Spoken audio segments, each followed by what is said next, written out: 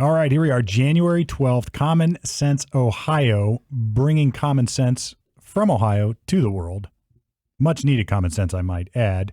We are here with the usual crew on video, if you haven't figured that out yet. And if you haven't figured that out yet, it's easy. Just go to commonsenseohioshow.com, where you can check out all our past episodes, get links, and do whatever you do. Or you can go to YouTube, Facebook, or where I don't even know where it is because it's so ubiquitous. It's everywhere. Anyway, brought to you by Harper Plus Accounting, and those who are have finalized their year-end accounting last year are now staring another deadline in the face. That is the March deadline for your corporate returns. And, the show must go on. It always starts over. The government always is reaching for your pocket. As soon as you've rejected one reach, the other hand is coming at you for the other pocket. There is no safe harbor. Another tax term. So Harper Plus Accounting, they do my books. They can do yours too. It's not just getting your tax returns done, although they are launching a new program for the more transactional folks. So if you need that kind of help, they'll do it too. Better than the competitors. Yeah. And if you got a business or a small business or a little bit more complex with some trust and other things, then they can be your accountant for that. So we are at the new year. We did not talk about New Year's resolutions here at the table, guys, but it is about that time when you've set your New Year's resolution and you've already forgotten about them. They've sloughed off, and now you're eating carbs again, or you've skipped the gym a couple of times. 12 days to in make it a and habit. probably It's about, screwed it up. Yeah. I don't know what they said. It's always they say. It takes about 2 weeks to start a habit. Well, it takes a lot longer than that for me, folks. But I'm sure you're at the gym listening while you're on the treadmill or on the Stairmaster or pumping iron.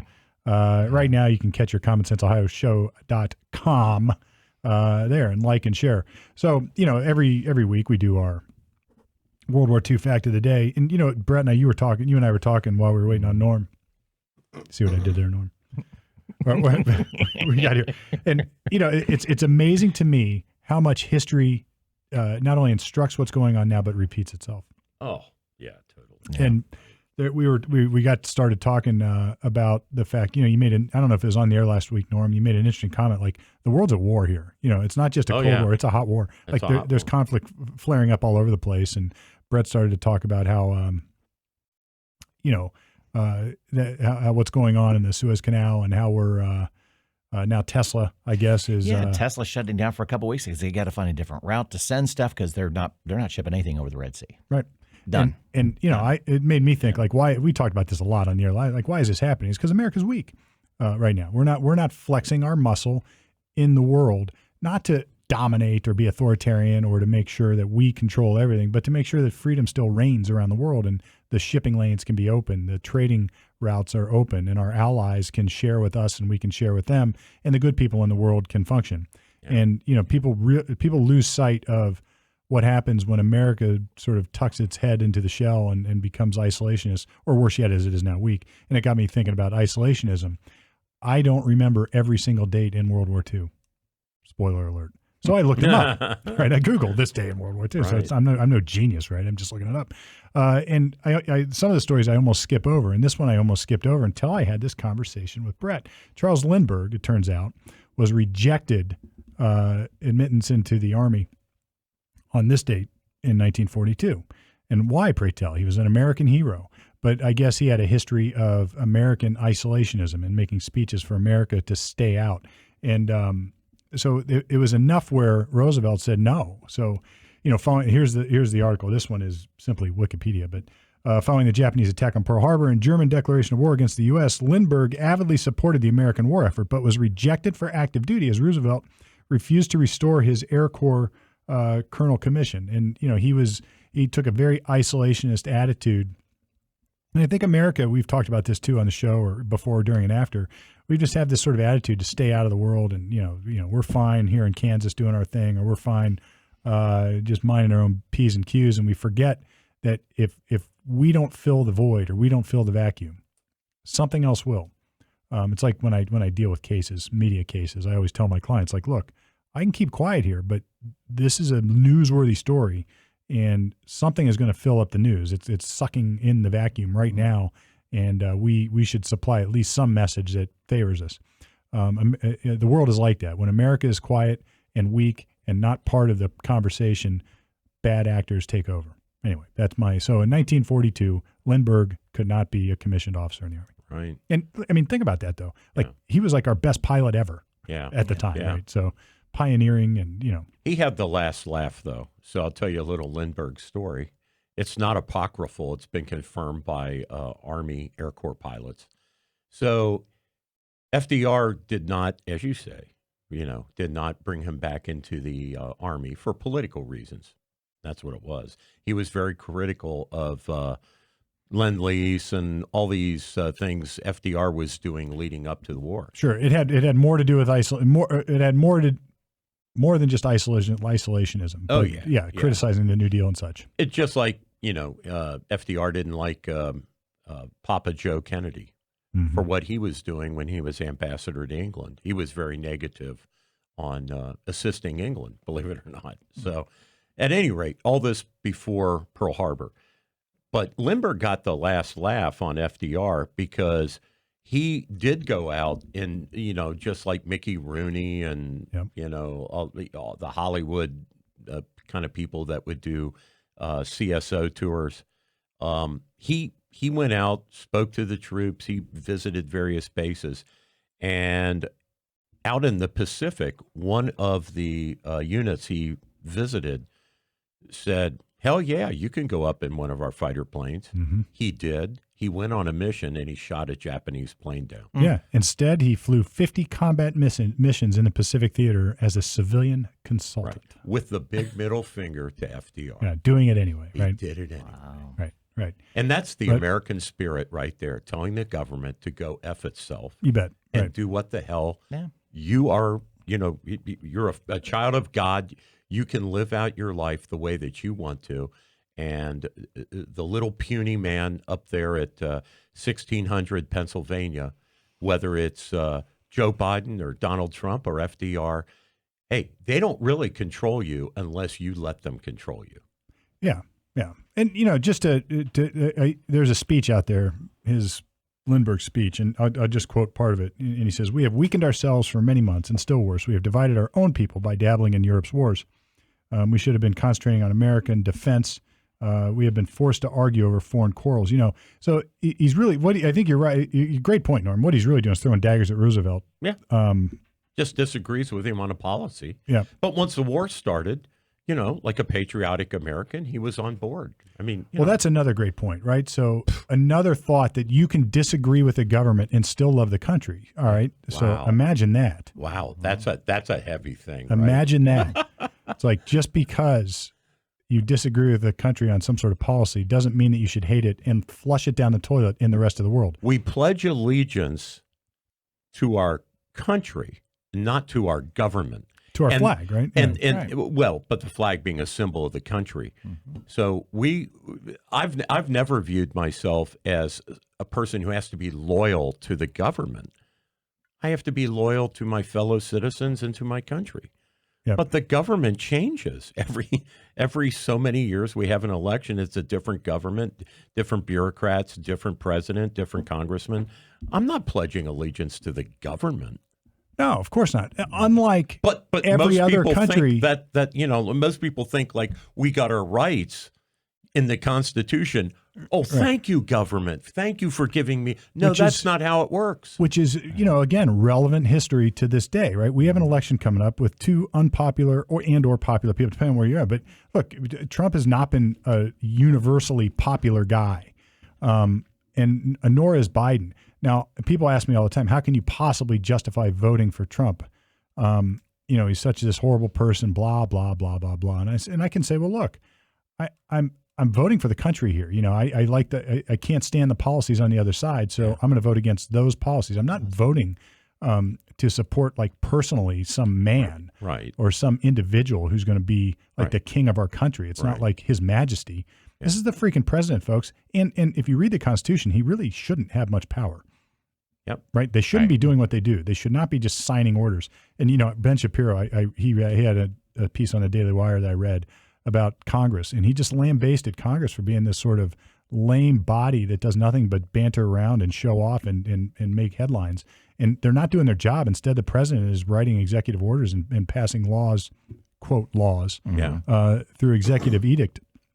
using the administrative state. And this is what makes Trump unpopular, right? I mean, that he comes in and says, I'm going to drain the administrative state and drain the swamp, so to speak, and get rid of all these bodies. Right. And it's what, who just got elected down in a non-socialist down in South America. And I'm drawing a total blank. Oh. But he went in and just started cutting out all Argentina? Was it Argentina? Yeah. It's awesome. He just comes in and just starts, he's got this. Or is it Brazil? But I know who you mean. It might be Brazil. Yeah. He's got this big haircut. He's He's just coming in, like using his pen and just like slicing out huge chunks of the administrative state of government. Well, like Vivek has said, who by the way wasn't at the debate because he doesn't have enough support, but the guy from Ohio went to St. X High School, lives in Upper Arlington here in Columbus, running for president, Vivek Ramaswamy. He has said he would cut the government in half. Yeah. He would discharge half of the federal employees. And I would posit, this is like a John Grisham novel or a Clancy novel. That is like, I would say there's enough incentive on the other side of that, financially and from a power standpoint, that makes him a target for assassination. I mean, I literally believe that. Oh, almost. If somebody came in and said, I'm going to cut the administrative government. Oh, yeah. It's like. Right. It's a threat. It's like the Pelican Brief, man. It's it's like a serious threat. Yeah. It's a big threat to the power and money structure. To the establishment. Yep. Yeah. 100%. And I think in large part, that was Trump's big enemy, too. Yeah. So DeSantis has said something akin to that. His idea is not only to cut the waste, but also to trim government, but also to decentralize it. Mm-hmm. So he wants to move the FBI, for example, out of D.C. I mean, he wants to actually relocate out of D.C.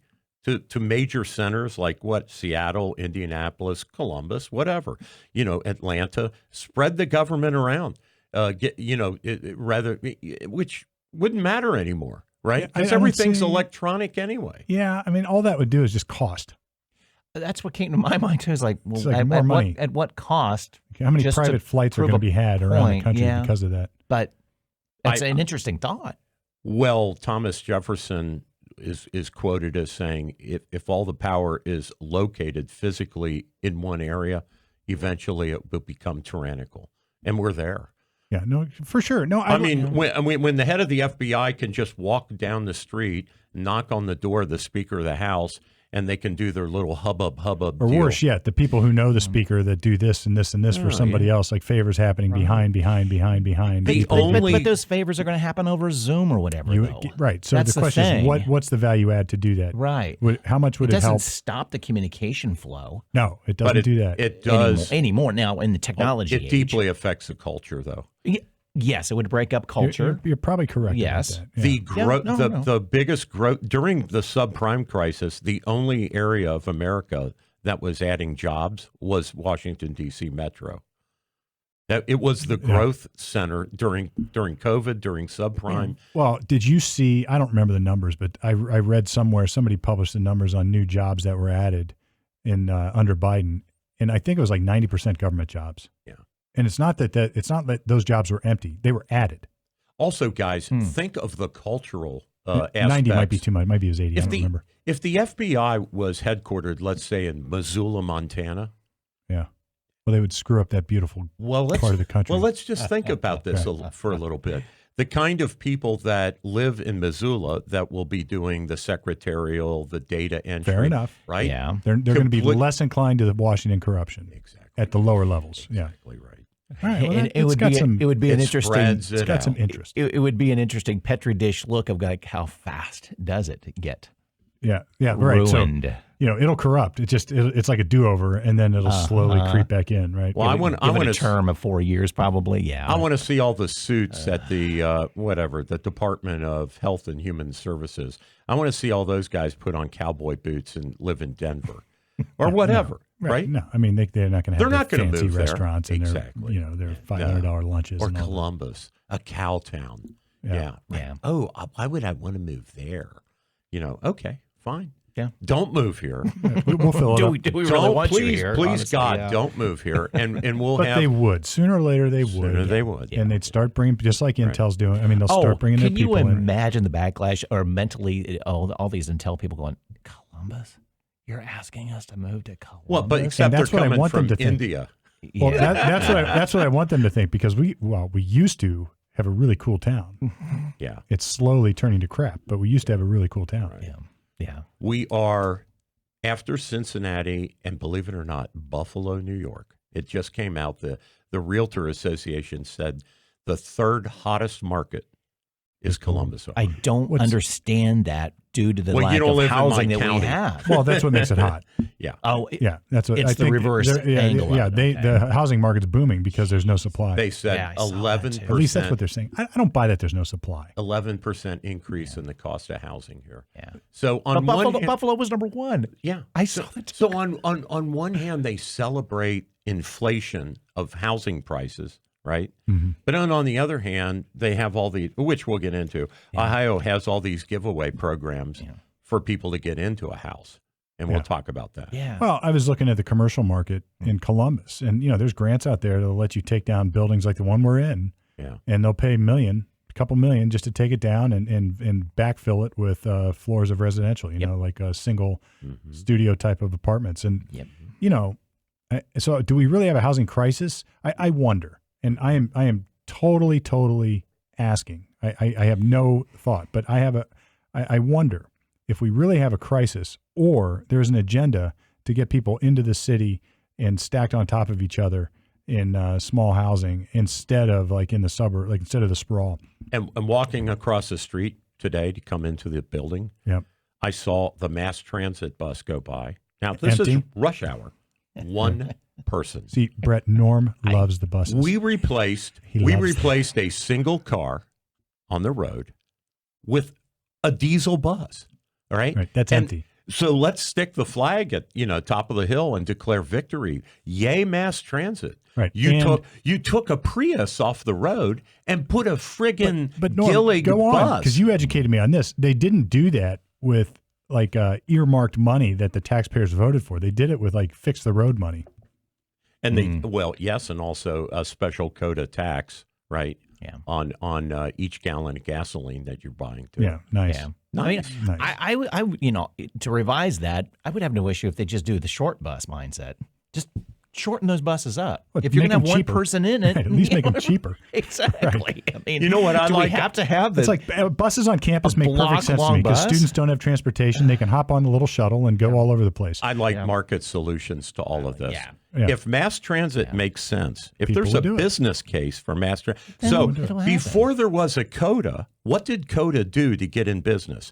They bought out the private bus company that ran transit here in Columbus. Yep. CODA purchased their fleet, and then it became a public enterprise. Yep. Just like the TSA people used to all be private people. And then 9/11 happens, right? President Bush makes them federal employees overnight. That's what we did to transit. We did that in New York with the subway system. That was private. Yep. That wasn't owned by the city of New York or the county. That was all private. So what happened is the government decided to get into what hitherto was private sector. Mm-hmm. And that's why we have buses running with one person, because there's no incentive for somebody to be efficient, to design a route where there really is need in order for people to actually pay to ride the bus, right? Because it would sustain itself. Instead, it's just a taxpayer debacle. We had a debate down here. This sort of hit me personally at the time, or at least in my business pocketbook. We had a debate down here. There was a fundraiser that rented the studio. And by the way, I didn't care. I was more than happy to give the other side of the political aisle the platform to run a fundraiser, do whatever. I didn't care. Every time. I'm not a silencer of opposition. So we and that's what this was. This was a fundraiser. Let it flow, man. I'm ready to go into combat with them. That's what happened. So I come down and I'm sitting over where our producer there, Dan, is sitting, and I was running the show, and it was all on video and Zoom, and they had all these people on. It was like the Hollywood Squares on the TV and everything. And, they were all proud of their platforms and their policies and whatever. And then they got done, and they looked at me, and they were looking at me like, see, we're right. Right. And then what'd you think? And I said, yeah, you guys are a bunch of communists. I know what's going on here. And they just looked at it. They were blown away. And so we got into this big debate. Yeah. Say what you are. One of them worked at CODA. Oh, there you go. And he was championing raising wages, minimum wage, and government control over how much I pay my employees. Right. And it was like fighting. Like there's this big debate. And I was taking the position you guys might think I would take, like, let the market bear. You know, if the market says it's 25, then I'll pay 25. If it says it's 10, I'll pay 10. Right. And then he said, well, you should be blah, blah, blah, blah, blah. And I said, and it's interesting. I said, well, look, that's interesting because during COVID, it was right in the heart of COVID. And I said, I haven't had a paycheck in over a year. And he got real silent because I said, well, look, what if I can't afford to pay those people? He goes, well, you need to take home less of the business. And I said, yeah, but I haven't been paid in a year. How do you answer that one, Mr. Coda? Right. And there's like this death silence over the room. And I said, no, really, I have not been paid. We small business owners who were impacted, not all of them, but a lot of us were impacted directly by COVID. Right. And we just had to ride it out. Right. How was I supposed to pay? And he just looked at me. And now you brought this up and made me think of it because Coda's empty, yet he had a job all through COVID, through COVID, making good money, prevailing wage probably. They're just driving empty buses around or almost empty buses around. Yeah. And, I mean, and nobody, and you're telling me during COVID, people were bus riding? Yeah. No. To where? We should have shut closed down. Coda should have shut down. So the Heartland Institute, who I used to cooperate with when I was doing mass transit grants into efficiency, into marketplace solutions for mass transit, where let's say Coda has new service maybe running from Polaris to downtown, for example. Before Polaris was a thing, they would then look at a development like that. I'm sure they're looking at Intel like that, where, okay, we're going to expand. We're going to add a route, okay? There was federal legislation that required when any mass transit is expanding, they have to do a cost-benefit analysis of contracting out versus running it themselves. Well, of course, they all decide to run it themselves, right? Because they can do it better. Well, right? But they don't run the numbers right. They don't view account like. Let's get Glenn Harper in here and talk about opportunity costs and all kinds of kinds of costs that they view as sunk that are not sunk costs, et cetera, et cetera. It's always easy to spend somebody else's money. So we did a study, and just in Washington D.C., if you took what they spent per client or per rider per year, it was $50,000, right, of federal taxpayer money. You could buy him a car. Us. Well, that was the point. Well, yeah. Back in the mid '80s, a Prius, 50 on top of that, like one of their darling battery cars, yeah, right? Right. Back in the mid '80s, $50,000 to buy a Cadillac, like Porsche, true. right? $50,000, a 911 Porsche, right? Right. Yeah. And just here's the keys. There's your mass transit, right? Yeah. Wow. Done. Crazy. It's just insane what we spend. Thomas Sowell he tells a story. I don't know if it's a story, but if anybody hasn't read Basic Economics by Thomas Sowell, you should. It's phenomenal. I mean, it's like economics for dummies. And he was, I mean, God, he what did he write? Like 80 books? And still it's doing unbelievable. It. He's still churning them out, I think. At any rate, he tells a story about bus transportation down South during Jim Crow era. So that was the era when it was against the quote, against the law in certain cities and certain places for black people to ride. They had to ride in the back of the bus, not the front of the bus. Rosa Parks, right? Right. So he tells this story. It's a study of two cities, one where there's a private public transportation or private bus line, the other where it's public transportation. And the law enforcing that, or basically in the private sector, that law was by and large not enforced. In the public sector, it was rigidly enforced. And when they dug into it and studied it, it's because it didn't make any economic sense, discrimination that is. Because if the bus is full, we don't care. They don't the give a crap. bus is full. Right? They can be green, purple. Like they're not going to ride around with a half full bus. Yeah, no. Enforcing. So if it's empty, they're going to fill it up. If it's full, they're going to fill it up. And it was because the dollar sort of directed the business model. Yeah. And if the bus is dangerous, no one's going to ride it. No one's going to ride it. If they get harassed on the bus, That's right. they're not going to ride it. Right. So, it's as soon as the government put its hand in it, discrimination was rampant because the government's corrupt. There was no answer to it. They didn't care. They were happy to spend your $50,000 a year, Norm, because they would much rather have a segregated bus than save money. When the escape door, it wasn't their money. When the escape door plug on your Alaskan Airlines 737 MAX, when that pops off, guess what? People won't fly that plane. Right. I mean, there doesn't really need to be a government agency telling Boeing and telling the Alaskan Airlines that they got to fix that problem because no one's going to fly Sure. on those planes. Like, So you can, we have all of this bureaucracy and all of this Byzantine as if somehow crap. the government gets it better. You know, it's like the space shuttle was running on like at the time my buddy was a computer programmer right after college for me back in the 90s. Yeah. And he was looking at me, he goes, he was just laughing. He goes, the space shuttle's running on like old, like less power than a Microsoft 286 at the time, like the super cheap, right. Very minimal computers. And you wonder why that was. It's like, why not put the most state-of-the-art stuff in there? And it's just because the government, the inefficiency of it. They've got contracts, so they're going to fill it with this, and this is just how we do it. If the government was so good, why weren't they on the 737 MAX 9 has been out for a while. Where were all the government geniuses inspecting these planes if they're so smart? Right? They're just as dumb as Boeing or as Alaskan Airlines. To think that the government's quality control is going to be better than the private quality control. They just have a little bit stronger arm when something goes wrong. Well, then they can bang the gavel and they can say, here, we're doing this. Look how safe we are. I mean, look at the Titanic, right? Okay. That wasn't a government-run cruise ship, right? It sank. And guess what? The people who owned White Star Lines, I'm sure they went back and did a really serious study of avoiding icebergs. Yeah. Right? It's never happened since. Because market forces would, I don't think anyway, would encourage you to protect your investment. Right. And you could say, don't need like an international maritime organization to tell you that you don't want your ship to sink. Yeah, I think there was an interview with an FAA representative saying, air flight is safer than crossing the street. Right. It's like, okay, well, I don't know about that analogy. It's like, how do you say that? But it's not safer crossing the street. No. If your plane crashes. Right. And granted, plane crashes are minimal, but guess what? A plane crash happens, that company goes out of business. Yeah, it's done. Right. Or I'm not going to fly there airline for a while. Yeah. It's interesting. Tom, along these lines, I know we're sort of way off where we usually go, but Thomas Sowell had another story in basic economics talking about air flight. And I think I've probably told you guys the story before, but he talks about, it's early on in the book too, almost like an introduction type story where there was a family riding in a plane and they had a toddler and the toddler was sitting on the mom's lap and the plane crashed. And because the toddler was on the mom's lap and not buckled in, then the toddler died. So, Congress, of course, is going to get involved, or the FAA is going to get involved, and they're going to pass it wasn't Congress, it was the administrative body. If we can save just one life. Yeah, we're going to save kids' lives. So we're going to force every kid has to have a seat. That's great. So now they're all strapped in. They all got seats, and the number of deaths related to travel, particularly with toddlers, went up.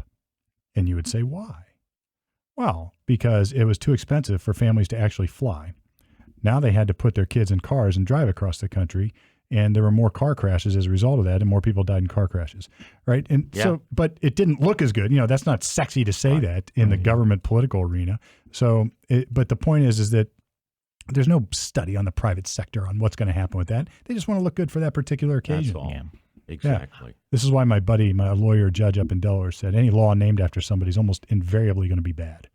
So I think yesterday was the 15th anniversary of the Miracle on the Hudson when Sully, the former F-4 Phantom pilot in Vietnam, now an airline pilot, landed that plane on the Hudson River with 0 deaths. Yeah. Right? Great movie, too. It's a good movie. Tom Hanks did a movie. And what did the FAA try to do to him? They sent him through hearings. It was Sully's fault because there can't be anything wrong with a plane, right? And nothing wrong with the air traffic controllers who were telling him, "Hey, dude, just keep on going to this other airport in New Jersey. You'll be fine. Just keep flying that thing." And Sully's like, "We're losing altitude. This thing's going down. It's full of geese goo or whatever. Shut down those engines." And I can't make it. Well, then just do a leisurely, U-turn and come back and land here. And he's like, I can't do it. Guys, I'm scraping buildings here, right? And somehow it was his fault, right, that he landed in the river instead of on dry land. Yeah. Because we had to protect not only the air traffic control system, certainly no federal employees made any mistakes that day. Of course not, right? Their suggestions were not out of control or crazy. And it might have been a fluke, who knows? But, that's right. But they weren't gonna acknowledge any responsibility whatsoever. Right. And why would they? It's the federal government. And why aren't you out there absolutely decimating the geese at these airports?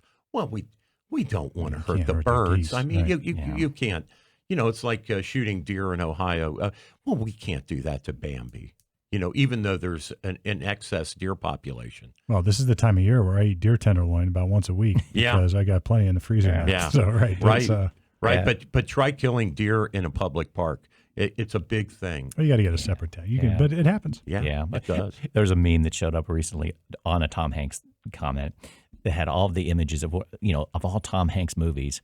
It said, "Remind me never to go on vacation with Tom Hanks." And all the different movies he has that are Right. Disaster. The one where he's Disaster. on the island by himself, Exactly. talking to a beach Yeah, ball. and then beach he ball. was fighting pirates on the one of those memes that make you laugh out loud. Yeah. Going, "Yeah, you're right. I don't want to go on vacation with captain Tom of a Hanks." ship fighting pirates. and Yeah, whatever. well, Yeah. that was Right. a great movie too. Oh I my forget what that's God. called now. Saving Private Ryan. Well, that's not really a travel. Well, I guess if you want to consider if you want D-Day to, travel yeah. or going to Europe. Well, I mean, the point of that movie was because that Private Ryan was the last son in a family. Yeah. So General, for PR reasons, sends these guys out who bunch of them get killed, right? Yeah. Right? to save one, right? To save one An guy. interesting moral story. That's Yes, right. It is. Yeah. Anyway. Well, I think we have to talk a little bit about I love this market solutions thing. So Ohio launched two things this past week that, okay, like they just, it makes me come out of my chair and just want to scream. So we ostensibly have Republicans running state government here in Ohio. We have Republican House, Republican Senate, Republican governor, a Republican Supreme Court, and yet we launch this week a $150 million program called Welcome Home Ohio and a second program called Ohio Homebuyer Plus. And what these both are, the first one, the $150 million, is $100 million given to land banks that are controlled by cities, counties, townships, and nonprofits. It's just a grant. Like, here's $100 million. You go out and either build or buy or rehab single family occupant homes. All right. Condos, whatever. Like, how do you spell disaster? Right. And then they give them, after they sell the home to the home buyer who has to meet a certain economic, Right. 80% of the Disaster. median. This is going to be disastrous Right. at all levels. They get a $50 million tax credit right off the top of their tax returns, right? I gotta tell you. wow. I just did a focus group. We have a side hustle doing my practice, helping people prepare cases, and we did one involving the affordable housing problem in Hawaii. And it's this kind of nonsense. Oh, yeah. It just brought my mind is the Hawaii situation we talked about And so- months ago. yeah, it and just so breeds corruption. A thumbprint description of the second program, Ohio Homebuyer Plus. This is for people who want to save to buy a home. So Governor DeWine and the state of Ohio will give them 2.6% extra on top of whatever the bank's savings rate is currently to build up a bank account, a savings account, in order to buy a home. All right, who qualifies? Because I'm going to buy a home next year. If you make less than $121,000 a year, you qualify for this program. The second thing it does, Make less than 121,000. that's right. That's a pretty big number. That's a big number. That's right. And that's the number. And this is passed? Yeah, this is in effect right now. And you can deduct $5,000 off of your off your Ohio gross tax number on your tax return for any money you stick in that bank account. And So I get dollar for dollar tax deduction. that's right. Meanwhile, For Ohio, not feds. Right. Yeah. So who's Yeah. going to pay for this? right. Us. We are. Meanwhile, the price of homes and the price of buying a condo or renting an So apartment homes are stays skyrocketing. high. They're going to go up. They're going to go up. They're going to go up by the exact amount of these Exactly. grants, if not more. Exactly. Right. And then on top of this, something called the Ohio, and I actually knew the guy, he retired, but I knew the guy that ran this agency, the Ohio Housing Finance Agency. They have had a program running since the subprime crisis for helping people with their down payment. And they will give you up to 5% of the purchase price of the house as a loan. And if you live in the house for 7 years, they will forgive that loan. What's the income threshold for that one? The income threshold for that, I do not have. Oh, that is the one for 121,000. All right. So if you make $121,000 or less, that's right. You can get a free loan, 5% of your down payment. Right. Is there a cost of the house? I wonder if there's a house. It's 5% of the cost of the house. But is there is there a ceiling I'm sure on how there big is of the house you can buy? I'm sure there's a cap. So if I want to buy $1 million house, can I get 5%? I was going to say, if you're pulling in there probably is a cap, Steve. I don't have all of the regulations. Norm, you're supposed to have it. Well, the point is, I don't care if it's a $100,000 house or $1 million house. Why are the tax? So all I can say here is these are problems We're that reduce the market, taxes and then make people pay more taxes. These are the problems that the market could address. Easily. So if these are the problems that the government created. So if housing stock right now is too expensive and people aren't selling their homes, right, because other people can't afford them, when that goes on long enough, what happens? The price goes down. The price goes down. Well, it's amazing. From what I'm hearing, that all the development around Dublin Park, or that new around the river there, that they put a ton of money into a new condo system, and we're talking with grants, I'm sure, $700,000 for a little over 1,000 square feet. Okay, yeah, right. So it's not selling. Right. They built it. It's maybe the right percentage pre-sold. Okay, but now it's sitting empty. Guess what? This funds it. Yeah. These are the grants. So the prices won't go down. This stuff funds it, and they'll keep it the same stupid price at $5,000, $6,000 a month. And let me close the argument for you there, Brett, because this legislation on the $150 million for this grant, guess what the grant deadline is? 1 month from now. So do you think this wasn't chalked up for specific people that were already specific projects that were already in the pipeline? You have until February 9th of this year. 30-day window? 30-day window to get that $150 million. So you know this ball was teed up for specific people. Projects waiting on deck. There's another book out there. It's rotten. Again, back to good old Thomas Sowell. He wrote a book called Housing Boom and Bust. And it was about the 2008 debacle. And he sort of takes it apart economically and really assesses the blame and where it should go. And it really all goes back to bad government action. Just stupid government policies and practices created it. So I'm not going to go into the details of it. I could, but it's a longer conversation. Yeah. Check it out. The Housing Boom and Bust by Thomas Sowell. It's a real short one, too. That's the cool thing about it. A lot of his books are like these little thin ones that you can just buzz through like on an airplane ride or something. Right. I'm going to address so one of the people on our Facebook page, a guy from Indianapolis, is blowing us some crap because he thinks we're some kind of Republican spokespeople here. Okay? Norm's looking at the camera. So, dude, this is going to you. Dude, listen to this. J.D. Vance, whom I donated $500 to and whom I love, he's a great guy, is absolutely out of his mind on this ISP, $7 billion ISP giveaway program.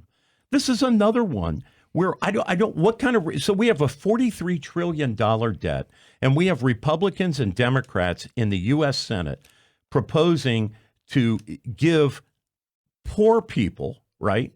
Like they can't afford an ISP, which is what, $40-$50 a month. They're going to give them free internet service under this legislation. Right. Now, all that's going to do is raise the rate of internet service for everybody else. Right. It's like JD. There is no free. Well, remember we talked to him. This comes out of his experience as a poor child. Yes. He thinks the government can fix it. Yeah, can fix this kind of stuff. I asked him that very question. I was like, we're, like a true, like my brand, I don't even want to call it conservatism, but it's like, I guess it is conservatism. Is like, we need to that means less government to me. That means the government trying to meddle in things. It's not that I don't appreciate the cause. I do. Yeah. But the government sucks at implementing stuff like this. Right. And it looks at it one-dimensionally. This is the ride in the back of the bus situation. It's like you're fixing this little tiny thing, or at least you think you are, and that's ineffective. But then you're opening up holes in the dike all over in all other places. Yeah. It's like it's a very short-sighted political solution. That's right. And if I had any disagreement with him when we were interviewing him, it was that. It was like, oh, sure. He sort of wants the government to interact and get involved like Bob more than Dole. I'm comfortable. Like a lot of those establishments. Old school Republicans. Now, where JD's different is on things like, shutting down the border. And like he's great on 90%. But he has this thing like you're talking about where he thinks the government can fix it. They can fix things. You can't fix it. It's like, dude, just let the market work. But to his defense, to get elected, these guys have to go bang the table and talk about, I'm going to do this when I get elected. I'm going to do this when I get elected. Here's what I did. But Here's what I tried to do. JD puts out press releases that I get. I get probably 5 or 6 a week from his office, decrying the national debt. And then you propose something like, now I know it's only $7 billion. But that's where. Well, he's not saying this is where it all adds up, exactly. man. Right. This is the shit. Yeah. This is how it happens. Anybody who has ever done a personal budget at home, like your monthly budget, and you actually write down everything you spend, you know what the big things are already. Like, you know what your mortgage is, you know what your car payment is if you have one. Yeah. You know what the college tuition check is for your kid. Yeah. But it's the little stuff. Yeah. It's like the stop at the convenience store on the way home. The or Starbucks coffee. The Starbucks or the coffee. premium to listen to Spotify without the ads. Yeah, listen to Spotify. Smoking cigarettes. That's what that is. Right. This is what this is. So you add up. That's what this that is. adds up to about a third of a budget, I bet. And what drives that? It's because if you don't have Big Brother showering money on you, you have to live within your means. Yes. Yes. Right? So, as I always say, the hardest place to look for any solution to any problem is the mirror. Yeah. Right? That's the hardest The place to man in look. the mirror. That's the hardest place to look for a solution, but it's almost always there. And so when you add incentives, this is a terrible way to say this, but when you add incentives to stay either unemployed or stay in the underclass and then work a cash, like work in the black market. This is the Great Society. This is what's driving everything underground. Disincentivizes success. That's so right. Now success is defined like I have to not only make more money, I have to make more money than what I would be getting for free. Right. Because I have to, as soon as you bust through the threshold where you qualify for this. Right. Or the free house down payment. Right. Now you're taking a step back. All this other stuff. Now you're taking a step back. Yeah. So I'm already thinking all right, so $121,000. I wonder if that applies to married filed separately. Yeah, right. Right? So now you get one spouse who earns $60,000 and the other earns $300,000 or $500,000. So, and we absolutely should not be doing that. We should be looking to ourselves. If you didn't have all of these programs like mass transit and Welcome Home Ohio and Obama phones and J.D. Vance's ISP, if you didn't have all this stuff, our taxes would be lower, Ohio and federal taxes, and people would be incentivized to be more successful themselves. Yep. Right? Instead, over 50% of the American public now pays no taxes, and they're just voting themselves more and more benefits at the trough, and there's fewer and fewer taxpayers to pay for this. It's untenable.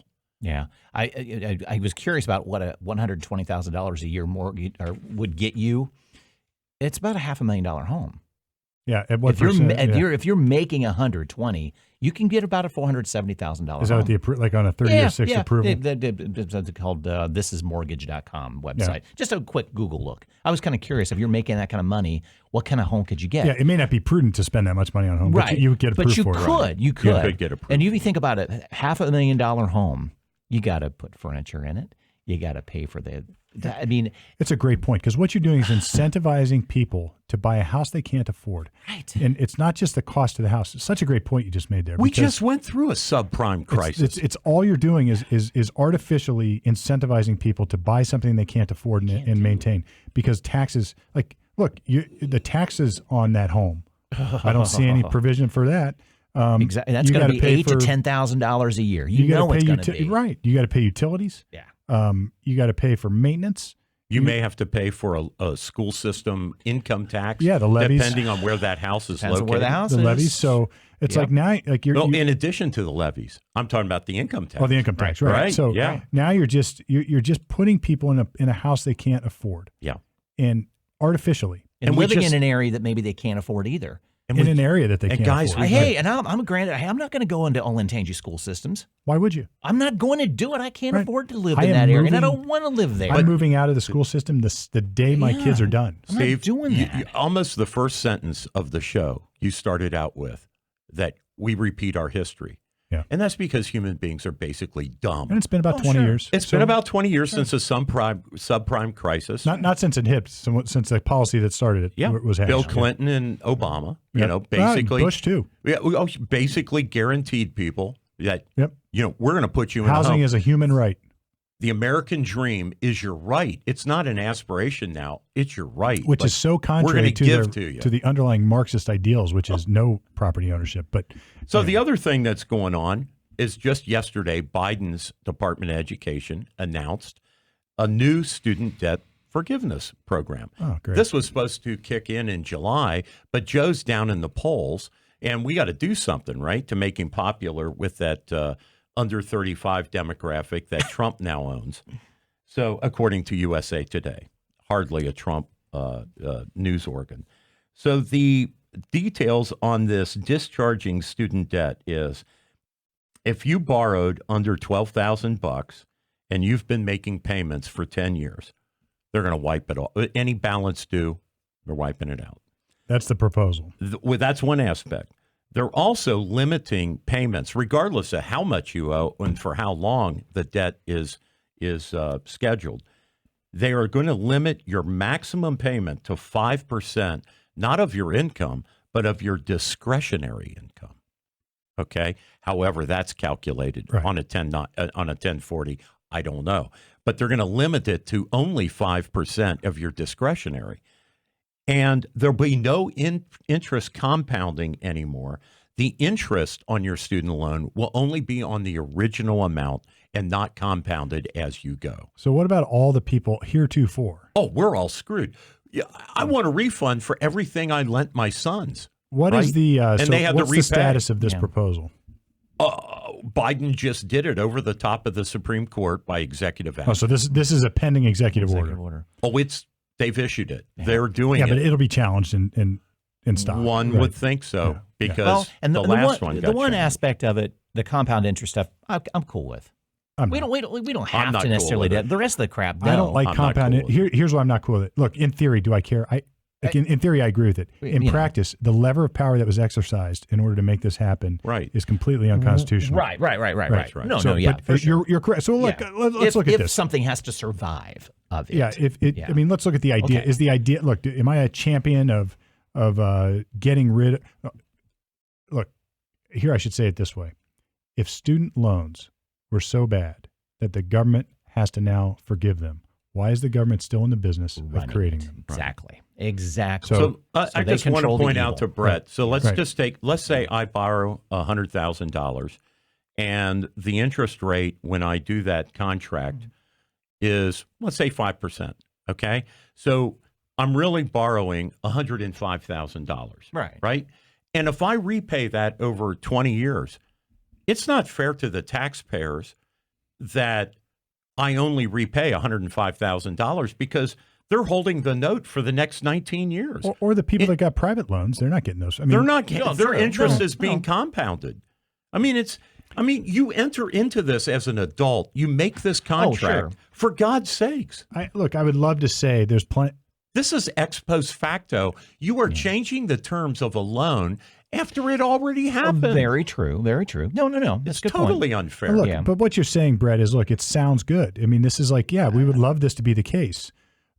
On the other hand, how can you make it the case? And how's that? How do you talk about inequity? Like how do you equalize that amongst all those people who either A, didn't get loans, B, paid theirs off, or C, don't qualify And did for this pay for the some reason? compound. Or- and that- or and D- true, I'll pull back. Or Exactly. D, yeah. or D chose not to go to college to begin with because Yeah. they couldn't afford Couldn't it, do it, yeah. and didn't want to make this Now kind that of a said, loan. compounding interest sucks. So I would much rather see money, if we're going to spend any government money, going to educating people not to get these effing loans Well, yeah. in the first place. Yeah. Why? Like all day long, every day, people are complaining about their student loans for $200,000, $300,000, or $100,000. Why do you have them?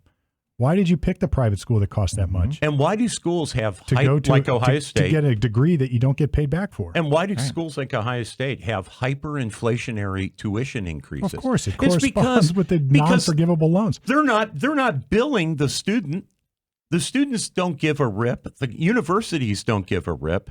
The government is paying for all of this. And there's a culture now that I have seen because my oldest is in college, and there's this culture that it's just what you do. Yeah. You just get loans. And I had this conversation with my oldest. I was like, dude, you're working 2 jobs. He's doing the right thing, right? He's working his nuts off, and he's collecting money and down saving at the money. bank. We had him here on the show. Working at the bank, like he's doing his thing. Absolutely. And I was like, to the extent you owe money, pay it now. Pay it. Right. And he's like, we had this conversation. So it doesn't compound. That's the whole point. Otherwise, it will compound. Mm-hmm. Yeah. Duh. Right. Right. So even if you do nothing else, students out there borrowing money, with your summer jobs, pay the interest. Your $25,000 accord otherwise is going to be a $50,000 accord. Yeah, and if any advice as well, too, is you got a kid looking at college, try to find a local college planner to help out. Yeah, you work with some. You work with some. Yeah, to understand what is the end run. If you got a student, your kid wants to be an educator, a teacher, they shouldn't be going to a school that they're going to have a 6-figure loan coming out of it. Because it's not needed. It's not needed. You're not going to be able to pay off that loan. If you want to be an educator, you're not going to make a whole lot of money. But follow your passion, be that educator, be a high school teacher. That's great. We need great high school teachers. But you can't be going to, and I'm not going to name any schools, but you can't be naming the schools you're walking out with a 6-figure loan. Look, you can't do it. There are some really good schools. You don't have to do that. And there's awesome them. programs. There's programs now. Like, look, if the government's involved in education, it may be on this level, they have public schools. Ohio State's a public school. Columbus State's a public school. So now you can go to Columbus State for a couple of years and then transfer those credits directly into Ohio State. Right. And if you're smart about it and you work during the summers and during the school year, you can get out almost debt free. Right. Go to a state. I want to go to, like where I went to, the College of Worcester, these quaint little campuses with liberal arts that are so neat and cool, and you get to feel like you're important, and they really coddle the kids these days, and it's awesome, and it costs $60,000 a year. Dumb. Yeah, Dumb. Otterbein, Denison. Maybe you get grants, so you're down to 30. Yeah, dumb. I mean, they're fine. Legacy, maybe. Yeah. It's like no, you're overpaying. Now, if your parents can afford it, you're overpaying. If your parents can afford it and the bill doesn't matter, well, then so be it. Go there. There are options to follow your passion because we need passionate people out there that are doing jobs that they love. Don't fall into that trap. Yeah, you're chasing the dollar instead of the passion, or chasing the passion instead of the dollar. But chasing a husband instead of your classes, or whatever you're chasing. Whatever you're chasing. Or chasing a football scholarship. Or just kicking the can down the road because you don't feel like becoming an adult. So, look, the ROI on that doesn't work anymore. When I went to college, it worked. Yeah. Right? I could go to the College of Worcester for $10,000 or even less. Yeah. Right. And I got out with that debt because I worked, and we had some tuition remission because my dad was a professor somewhere, so I was lucky. Yeah. But I was able to get out clean. I mean, you can also serve your country in Ohio. If you serve in the National Guard, you can go to any Ohio college for free. Yeah, so go do that. So serve your country. Very good friend of mine, the Exchequer, did that. Yeah, there you go. Been on a friend of the show. It's a great. There are ways to deal with in the middle of the College of Worcester. He went to the Army, got the rest of his education paid for, and finished up. Right, great, found a way. Yeah, didn't owe any money, and it served the rest of us. It wasn't just a giveaway. He was serving our country, which in effect is serving all of us. Yep. Yeah. We need to talk about House Bill 68 very briefly. So, as you know, that was the no trans treatment for minors and bio women only in women's sports. Those were the two. There's been a development. There's been a development. The Senate is probably going to also overturn this because it passed in the Senate. That the House overturned DeWine's veto. Governor DeWine vetoed that bill. He took a lot of heat, even from the Lieutenant Governor, John Husted, Dave Yost. Trump called DeWine a stiff and said, I'm not going to support that stiff anymore. So the Ohio House has already overridden the impeachment. The veto. The veto by 3/5. Right. You got to have 3/5 of the population of the House. The Senate, which is 33 people, the Senate passed the original legislation 24-8, which means 3/5 of that is only 20 votes. So they should have it. So Senate, if they want to override the veto, they can do that, in which case DeWine. But then he does something afterwards, though, right? Yeah. So what DeWine did almost within 24 hours of the veto, he took so much incoming fire. He said, well, I'm going to issue an executive, like Biden does. I'm going to issue an executive regulation that says you can do trans treatment except for surgeries, as if surgery is the only way that a child is permanently affected by these trans hormones and drugs. It's Pyrrhic. I mean, tell that to the pituitary gland. Or these the drugs hormonal. are not reversible. They're non-reversible. The party line on that they're reversible. It's bullshit. It's bullshit. Yeah. So he came out with that, and what that blows out of the water is this argument that he tried to fig leaf that he did this to protect parents' rights. No, he did it to protect his financial donors. 24 hours later, you blew the parents' rights out of the water with the surgery. What's interesting is, we sort of took this down a path like I like to do. I always look at what's the lever of power being exercised by the government, and let's at least discuss that. I try. Well, absolutely. I try to take even if I agree with the issue, right, or disagree when I disagree, it's easy. But when I agree with the issue and I agree that we shouldn't let our kids get butchered. Right. I use that term on purpose. Right. Like have their penises cut off. Right. Or their breasts cut off. Right. I agree. Now, then the question is, should there be a law that says you can't do that? I mean, those are two different questions for me. Sure. And then I saw this headline, prison penalties for parents who refuse to trans their kids. Welcome to Scotland. So it's like in Scotland now there's this discussion where there's penalties for parents who don't do this. And this is what we were talking about. Like, all right, would we like the lever to be exercised in the other direction? If the government has the power to do this, then it could force your kids to do the same thing. You're letting the government into the family unit. I'm not saying I have a solution for it. Well, it's just an interesting juxtaposition. So, Steve, paradox. we're going down the Scotland road. So this past week, the Department of Health and Human Services is floating a new regulation. Mm-hmm.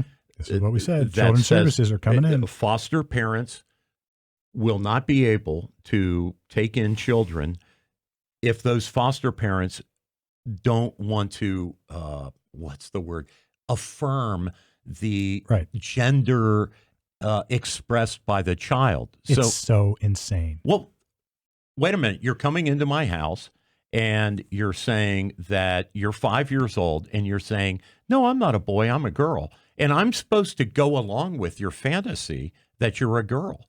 Right. And I'm a good. You are if you're getting paid to take care of them. Right. So you're not even going to get on the list as a foster parent unless you agree to do foster parents that. get paid. Yeah. Right? So.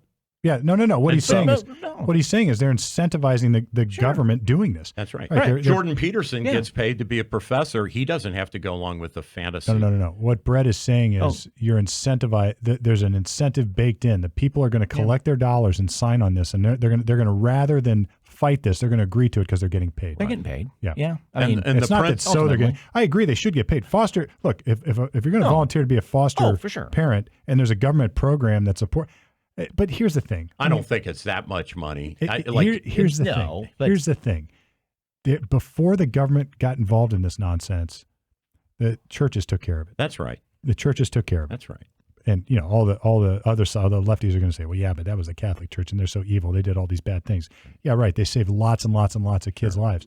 What's the Boys Town? Go check it out. Sure. So an average foster parent makes $44,000 a year for each kid. I wonder. That's not bad. Is that per kid, or you said average income for a foster parent? Yeah. No, that's what they make. Yeah, because of their status as a foster kid. But is that per kid or is that overall? They may have three fosters. It's basically 20. Yeah.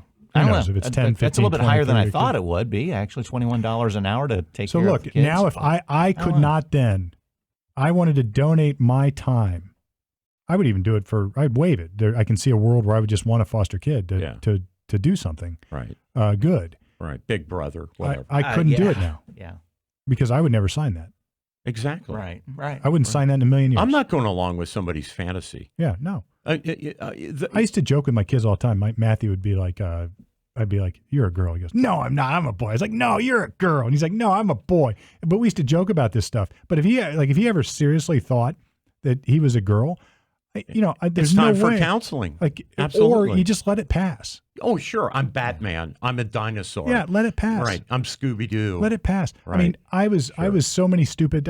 I thought and did so many stupid things in my childhood, as we all did. Yeah. And if my whims were engaged or entertained, then I'd be in jail probably. Well, we all had boyhood friends that got up on the roof of their dad's garage in a Spider-Man outfit, right? And jumped off. I did it. Because you saw it work in the cartoon. Unfortunately, I didn't jump off the high part. Yeah. Or bought that anvil from Acme and dropped it. I'm Thor. Right. Right. Whatever. Right. It's insane. So, hey, good. I hope they override DeWine. And So I want to play a bigger picture on this, and I'm giving DeWine a huge credit, mental credit on this one. So he vetoes. He knows both the House and Senate are going to override him. He comes out looking good for some people. He doesn't care what Trump says because he's done. And he sends out the executive order, gets kind of done what he wants to do. He doesn't have to put his pen to it. I don't know who he looks I don't good know. To. I don't know who he looks I know, good but to. it doesn't matter to him now. It gives Husted a platform to come out and say something. Yeah, no, right. I don't think he's that smart, though. But if you look at it, pull back, and you look at it going, he knows he's going to get vetoed on this. He knows it. So why not? He's playing both sides. But that's playing with fire, man. I know it is. I don't think he's that smart. What? But this is the outcome I could have predicted, and I'm not that smart. What undermines your argument is the fact that he don't know. reflexively blew his own logic apart in 24 hours and said, you know what, I'm going to ban surgery. Right after saying the day before, I'm standing up for parental rights. Yeah, right. He's got a lot of that, though, going He's so on. full of crap.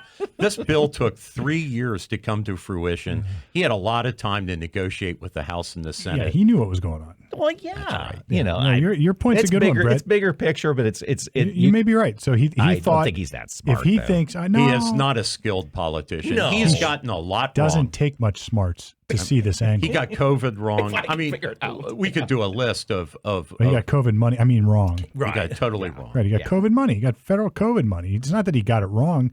The COVID, And we're still sitting on it. the COVID purveyors picked him out as a test market to do their bidding, to shut down and So you weren't here for the impose their show, policies. but this was DeWine's. This was his flyer to pass issue 1, Look at the that face. abortion issue. God. Right? Does that make you want to vote Show to it to the ban? camera. Yeah, we showed it to the camera in the other show, but I mean, it's just. That's horrible. Yeah. Right. Two frowny people saying, I'm against abortion. Grandma right? and Grandpa don't like it, so you better not vote for it. He's an ineffective, lackluster, Look, they've got running a horrible Republican I'm governor. still waiting for And we my had phone call. We had Kasich. I mean, think of the disastrous Republican governors we've had. Kasich, Bob Taft. I mean, it's just it's Norm, incredible I'm how still horrible waiting they on are. my phone call. George Voinovich. Did you get your phone call? Because I'm waiting on mine. For what? Because when That the DeWine FBI said is he's doing coming this to- all for us, it's Yeah. all in our best interest. And I Right. had people at this table saying, well, I just trust they have their best interest. I said, oh, that's great. You got your phone call from DeWine so he could figure out what your best interests are? Right. Because he sure as heck has not called me to ask me what's my best interest. I just want to be left alone. I want to be taxed Thanks, minimally. DeWiner. I want to bust my ass to right now, even though I get Social Security, I would give up Social Security. If they would let me out of the system and just give me back less what they've paid me, but just give me back what I put in, right? Mm-hmm. If they want to fix Social Security, they need to give people an opt-out option, You bet. right? I would take it. Because Congress Yeah. and the president aren't in Social Security. They have their own retirement. Anybody who has like picked a mutual fund and to invest, you always look at like what the ratio is. Right. Like what is the mutual fund? What's the management of the fund taking? And you want to pick the one with the least amount and the highest performance, right? That's right. It's just a general rule of thumb. Sure. So think about the Social Security system. It's like, I wonder what that administrative cost is. Like, you think I'm getting a good return on my Social Security investment over? Right. It's like, am I going to get 6% over 20 years, or 7%, or It's even in 10%? a lockbox, Steve. It's Right. in a lockbox. Right, because I'm They not keep responsible enough rating to it. invest it on my own. Yeah, right. Right. Awesome. So marketplace economics, that's what I'm all about. It's not That's Republican. been the theme of the show. It's not Democrat. It's just common sense. Yeah. Let the market operate.